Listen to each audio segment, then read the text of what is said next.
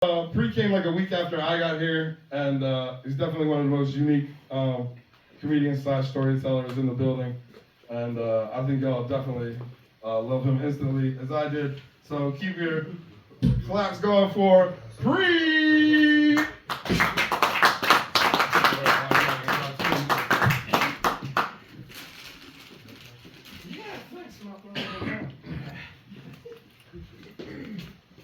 Hello, Zacks Family. So he's the black sheep. Listen, I don't know if y'all realize, Zacks a fucking gold mine. Listen, he fucking writes 24/7 in these fucking booklets. He needs a book bag. One of y'all do it. A nice little duffel bag. This guy writes constantly. I see him on Monday night from the beginning and he's writing notes. He's writing notes. Listen, I counted y'all when y'all came in here. He needs about $5,000. Listen to me now. You donate 500. You donate 500. You all y'all get together, right? We'll get Zach some kind of writing company, and he's gonna make movies one day. Y'all sit here and say that guy fucking told you, Zach. The fucking dude is brilliant. Take a shot on him. He'll put it all down on paper. You'll see the whole fucking blueprint. I won't let him spend your money or fuck it up. You know what I mean? I'm telling you, put faith in the kid. So how y'all been? Good. Everybody's good? Yeah, you couldn't think of one black friend earlier? I got one. Yeah, I know I was young with the Virginia Tech. Did you go Virginia Tech? You just like team? Oh, you went to Virginia Tech? Oh, you want to know something cool about Virginia Tech? My 7th great grandfather, Samuel Black, donated the land for that college. You're looking like, wait a minute. I went on Ancestry.com because by nature, I'm an Aquarius. I don't get into that star and all that type of shit, but I do read the shit. Yeah. So evidently, I'm a nosy motherfucker. So I said, fuck it. I'm gonna pay this $40 a month and follow the trail, because white people take good notes. You know what I mean? So I just followed the fucking breadcrumbs that were fucking left, and I'm like, oh shit, he found Virginia Tech in Nelson Rock, Virginia, Blacksburg, Virginia. He founded all that. And he was a slave owner. But he married a black woman. Hence, I come through down the range eventually.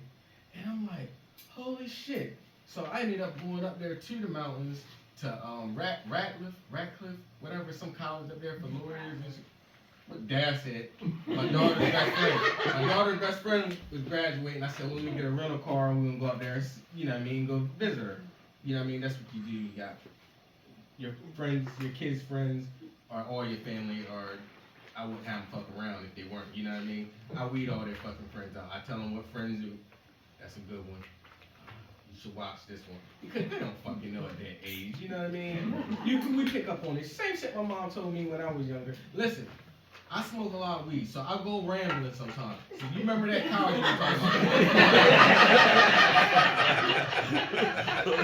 Put a bookmark on it. Your kids' friends, they don't understand sometimes. So like my mom, she would tell me certain people she wasn't allowed to spend the night. I'm like, oh, can so I'm gonna say Bobby because this shit's being recorded. So like this is a small area, you know what I mean? And I've been around some shady places in my life. Trust me, I'm 40. I might look it, I might not look it, I don't know. But I've done a lot of shady shit and been around a lot of shady people. But coming up as a kid, my mom didn't want Bobby. Bobby's black, by the way. You know what I mean? She didn't like Bobby to come to the fucking house. Something's up with fucking Bobby. I don't like this motherfucker. Later on in life, I'm selling drugs. The economy made me do it. I had 2 jobs. This was like from 04 to like 07 or 08. And I got my own place, you know what I mean? Nice townhouse, doing my own thing. And I'm like, God, these fucking bills is fucking crazy. Oh shit, I can sell a little powder. I know some people want some. Got good at it, you know what I mean? So I would hustle, you know. One day, fucking Bobby sees me one night and said, hey, comes to my car, it's like 1 in the morning. He couldn't see me coming down the road in the neighborhood. He flags me down at an apartment complex. I'm like, what's up, Bobby? He's like, hey, man, you got a certain amount he asked for. And I'm thinking, like, who the fuck am I, Scarface? Why the fuck you ask me some shit like that? So I go fucking home, park my car, go in the house, about to lay down. Somebody calls and say, hey, man, can you come back out? I got this money for you. I said, oh, shit, let me ride out. I come out, come around the corner, and the gas station is closed down. Bobby sitting on the car talking to 2 police officers. Bobby was trying to fucking set me up. And you know who would have known that? My mom, because I never listened to her when she was younger. When I was younger, and she told me about this motherfucker. She had bad vibes about fucking Bobby, and I should have fucking paid attention. So back to the Ratcliffe, or whatever the fucking school is. We go up there to the mountains. When we get up there, I'm like, oh shit, this place is like 15 to 20 minutes from Blacksburg, Virginia. I got all my records on my phone. I'm gonna go see this fucking town because it's basically in my bloodline. You know what I mean? So I wanna go. As I got up in the mountains and started riding around and just looking at all this empty fucking land and shit, and I'm up there in the mountains and I start seeing less and less black people as I was traveling and shit. When the college campus shit was over and stuff, I said, all right, I got the family with me. Let's just go over here to Blacksburg, Virginia. But then I thought about it. Do I really want to be ruffling feathers saying I'm related to somebody with this type of money and stuff like that? Because I'm telling you right now, reparations are due. They are coming. There was some bad things going on back in the day, guys. You guys know it. It's fine. I don't want to make it weird, but I got to make it weird a little bit. You know what I mean? Don't you guys, come on. Black people, I think black people are Indians. Anybody agree? Anybody in the white crowd agree? I'm gonna tell you how one no, I agree. Black folks are Indians. Listen to me why I say this.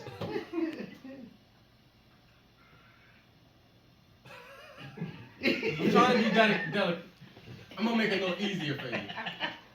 You hear how you got tribes and Indian names, and you see the nations warring with each other. That's what they say the tribes are doing. It's the same thing that goes on in our communities now. But it's mainly fights over resource. It's not a lot of jobs to go around. Even with regular white folks at work and stuff like that, it's not a lot of jobs for everybody. It's not enough for this whole United States to sustain what's going on. And the cost of living, it does not work out. So when you back people into a corner and they live in certain neighborhoods and shit like that, and it's certain money that flows through and drug-wise, prostitution, all these illegal ways to make money, it scares people and makes them do bad things out here. You know what I mean? You got gun runners. Like, all the guns that I seen major were from the white guys. I know guys that used to buy them from white guys who would sell them in their stores or in their out their houses. We can't get our hands on this type of ammunition. You know what I'm saying? So you're making it bad. The world is making it bad for police and the policing. Look, I'm real big on fairness for everybody. Like when I came in here, if it weren't for Tony and his wife coming in here, I would have felt like I was in court. It was exactly 12 white folks in here. And they said, you're being judged by your peers. I'm like, what the fuck? You know what I mean? I've been in the court system. Not long. I always told myself, if I ever get caught, I'm just going to stop. Because when you get caught numerous times, that's when they fuck you. You know what I mean? So the first time I ever got caught, I was like, done. I've done it. Out of it. Plus, I got a heart of gold. I don't like to see people strung out on shit. It's terrible. I had family members that were strung out on shit. But I'm telling you, every time I had white clients, they were the best. Like, I had one teacher, there were both teachers, they used to cook dinner and stuff. You come over there, they had desserts. They just wanted the drugs, but they just didn't want nobody to leave when you come there. They was like discreet. My neighbors might know. So I'm like, Jim, if I'm staying in here for like an hour hanging out with you and your wife, they're going to think I'm banging her. Black guy shows up once a week, saying the nosy neighbor looking, honey, he's back over there, that guy's over there. I'm just hanging out in your house for an hour and shit, so it don't look fucking suspicious. But you can just come out and meet me somewhere, but we're in the school system. We can't go out there. You know what I mean? I used to have this one lady. She used to rent out condos before it was this Verbo and all this shit like that. When people would have their condos in Ocean City and they might go back up Gaithersburg or whatever, your condo. I used to get the condos for $40. And cause she smoked. And I was like, dude, this is like a fucking great world that I could pull this off in this ocean view rooms and shit like that, all for $40. And I'm like, man, I'm actually glad I'm out this life. And I realized why all this happened. Because I have all kinds of cool fucking stories. I can go all fucking night talking about stories of me coming up and stuff. I remember when my car got impounded by the police and my mom had to go sign for it. Because it was in her name. When they got the car back, she had to they gave a checklist of everything they found in my car during the investigation. And she said, Jesus Christ, what are you into? Fucking ski mask, rubber gloves, a buck knife. What the fuck were you doing? And I'm like, dang, Mom, you don't want to know what I was into. No one ever died. You know what I mean?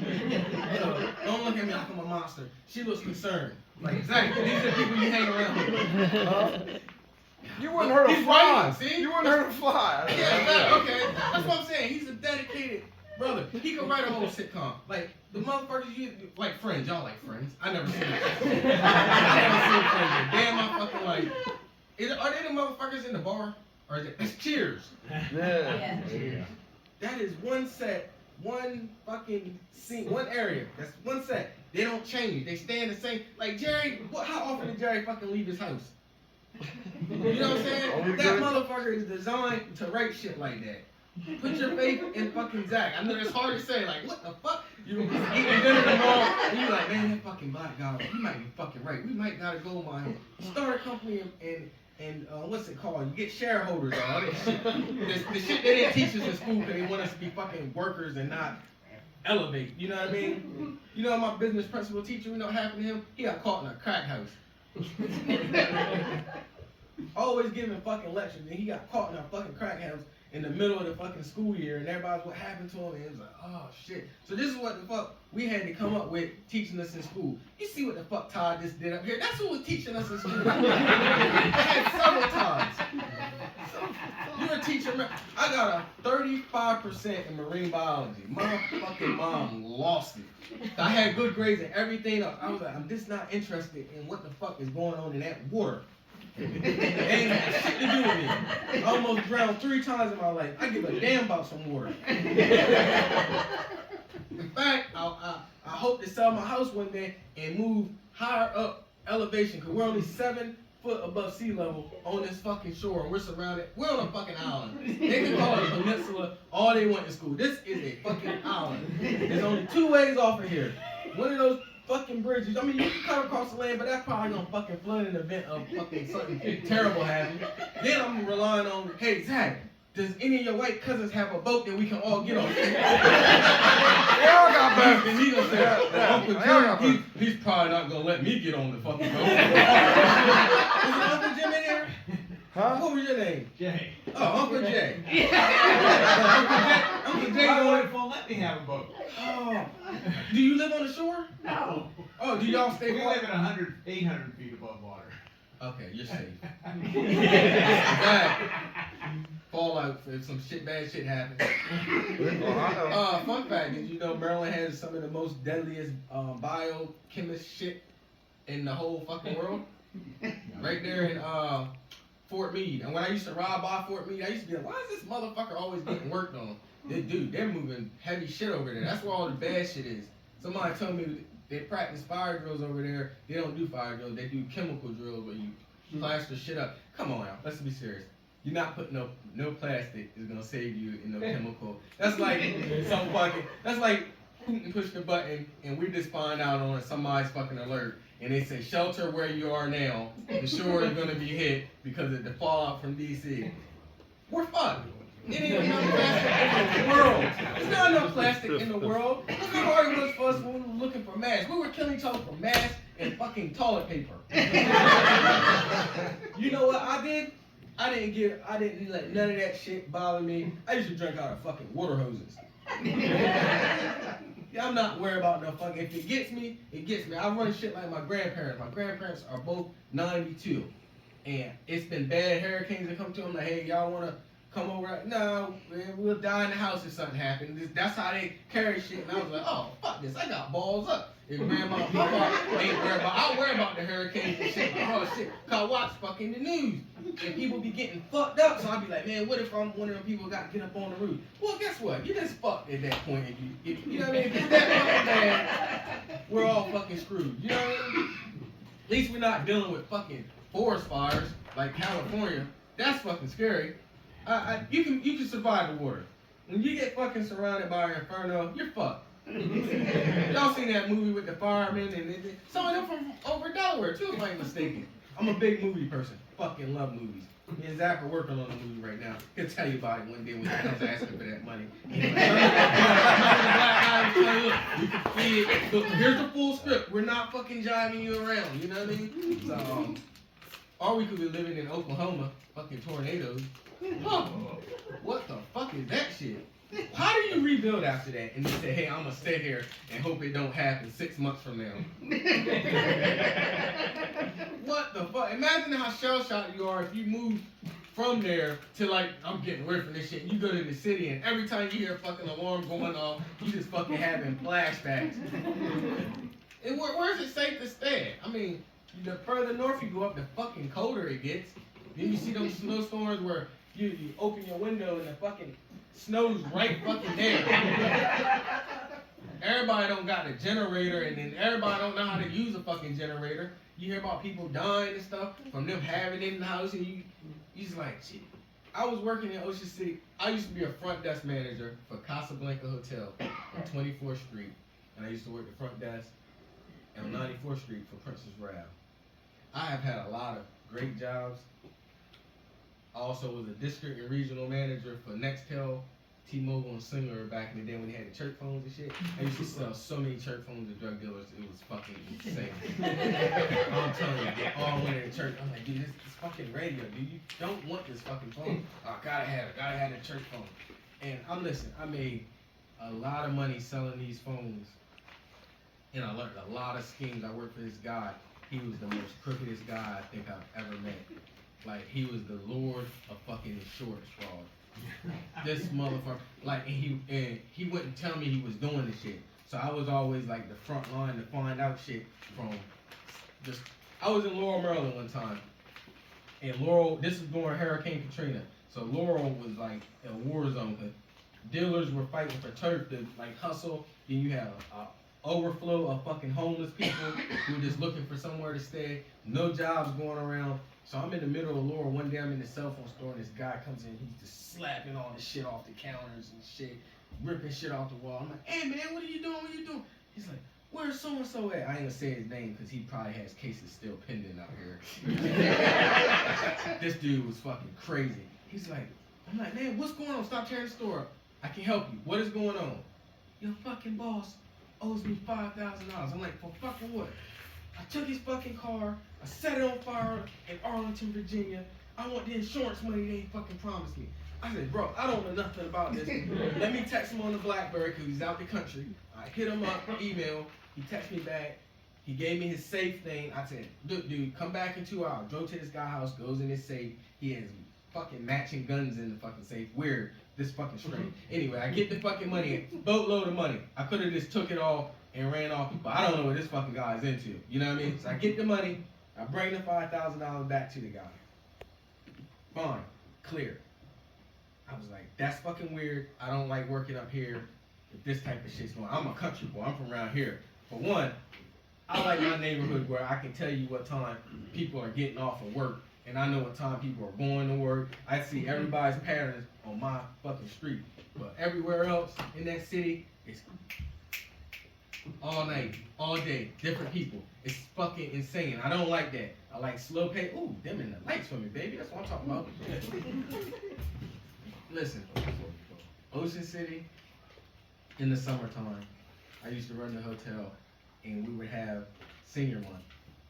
What we would do was we would rent the kids a room to sleep 6 people. You had 2 double beds and a pull-out sofa. They were paying about $1,500 for 7 nights. Most of these kids come from Scranton, PA, Allentown, PA, places I never fucking been. But these names are burnt in my head because these kids are fucking insane. I don't know if it's one of those small town syndromes. What they're doing is sending their kids down there. It's the last year. They're mostly seniors. They're about to go to college. So they're all down there in that fucking party. So we make them sign all kinds of fucked up waivers, just hoping that we can take their money. Not me personally, the owner of the hotel. But I will say, as much money get taken away, does get flushed over to the bonuses. And I know this. You know what I mean? We have them sign a fucked up waiver. I say, hey, here's a packet this thick. Read all this shit. The main thing you need to know here, kids, is we will evict you if we see you with alcohol or doing anything fucking insane. You're getting evicted. If one person gets evicted, the whole room gets evicted. So you gotta be on your P's and Q's. Here's a paper.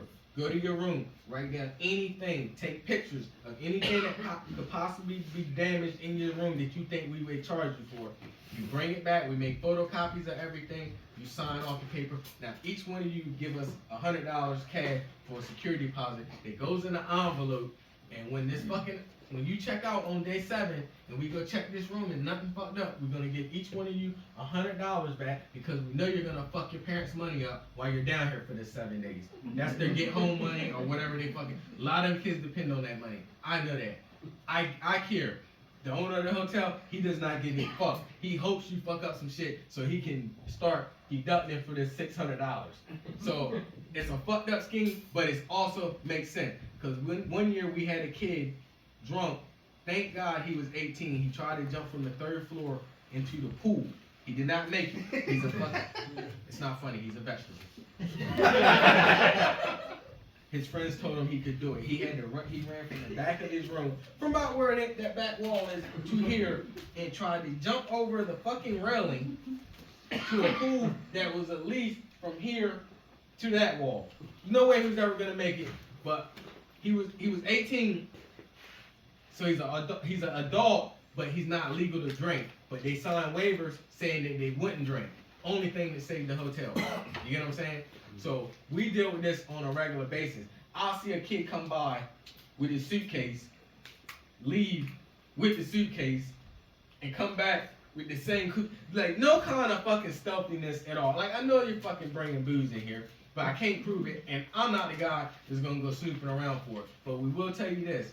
We'll send a maid into your room every day. You have to let the maid in. She can look in your trash can. She can look on the counter. She can't open your shit. She sees any alcohol, they evict you. This is when I started realizing that young white kids are fucking insane. These kids took the shower curtain, placed it in the tub, and made the whole tub a big ass floating punch. That's disgusting. They had big straws. I don't know where you can get straws that like half the size of this. The walk-in closet was cases, 24 packs of fucking beer. Every pull-out dresser was fucking alcohol.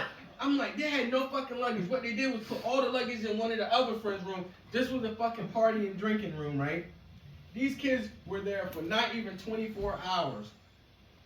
We got the call that they were drinking it. We could see them on the hallway camp, just sitting out. This is like it's a frat house, just drinking and shit. We go up there, the police come. We had to evict them, right? One kid, he's running the show. He's doing this on his own. The other 5 friends are at the beach, being normal. That's why I felt bad. That was all their shit though.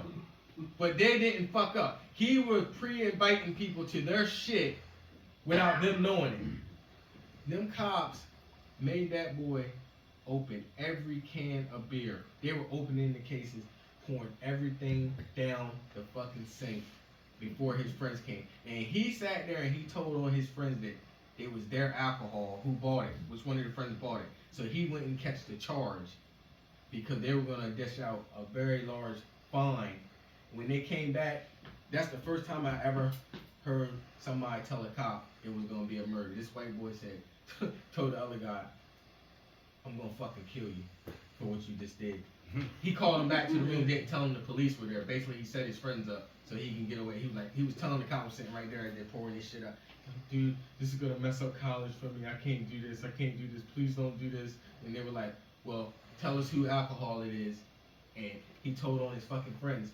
And when they came back, they put all them kids in handcuffs for underage drinking, not the guy that fucking did it. And they kept those kids' security deposits. Them kids got 500 hours of community service. How the fuck do you even pull off 500 hours of community service? Zach, I know you gave me the light, but can I tell you why I don't like police? We need them. My first interaction with a cop, I was 16, so this was the year 2000. I'm coming through a small town called Snow Hill coming from a football game. I get pulled over because my lights weren't on. I didn't know. First time driving, lights. I was driving January 22nd on my birthday. I had my license in 2000. I'm at this fucking football game, and I'm leaving, and I get pulled over. I pull into this McDonald's. I get a big spotlight on the back of the car, and it says, get out the car, driver. So I'm 16, I'm nervous. I got my friends with me. I get out this car, and he's like, put your hands in the air and jump on one leg. I thought he might have thought I was drunk or something. You know what I mean? So I'm jumping on one leg, hand up. He's like, now jump on one leg as you turn around and stuff. Now rub your belly. And then he said, ha ha ha ha, I got him to do it. And pulled off. And ever since then, I was like, fuck him. I wish I had time to tell you about the time they went through my 2-foot sub. I had a cop stick his hand, bare hand in my sub because he couldn't find the weed that was not in the car because I hadn't bought it yet. He seen cigars and he just assumed weed was in the car. This cop stuck his hand in my sub and he ran it all the way down my fucking sub. The sub was like this long. The sub was free because we stole it. We distracted the clerk and my friend stamped it and we thought we were getting pulled over because we had a stolen sub that we got from Wawa. It wasn't for that. It was karma. Yeah, that's what it was karma. We weren't supposed to have a sub because we stole it and he fucked it up for us. But that was 2 bad times I got pulled over. I also got pulled. My friends got pulled over drunk one time. The cop couldn't prove that they had been smoking, not drunk. Couldn't prove they were smoking. He smelled the weed. So he took the fucking keys and threw them in the cornfield in the middle of the night and left us stranded on the side of the road. And so that's my disdain for being pulled over and stuff. I'm traumatized. I hope y'all do put your faith in young Zachary. Zach, you gave me the light. You coming up now, or you gotta tap him? I talk till you say stop. Huh? I said I keep talking till you tell me stop. Shauna's arms getting charged. You're holding the camera. I got you. All right, it's nice meeting y'all. You got a nice family. Huh? What do you think? I was gonna have a bad family? I told you I was like almost the blackest. No, I didn't know you were I told you I was almost the blackest sheep in my family. You told me you were living in your car at one point. So what am I to think of your family? Well, I was home adjacent, actually, is what it was. Yeah. I wanted to invite him over for Christmas and just bake him a cake or something. I felt bad for the guy. But no, he's a good dude. He works hard, man. All right, it's nice meeting y'all, man. Nice meeting you.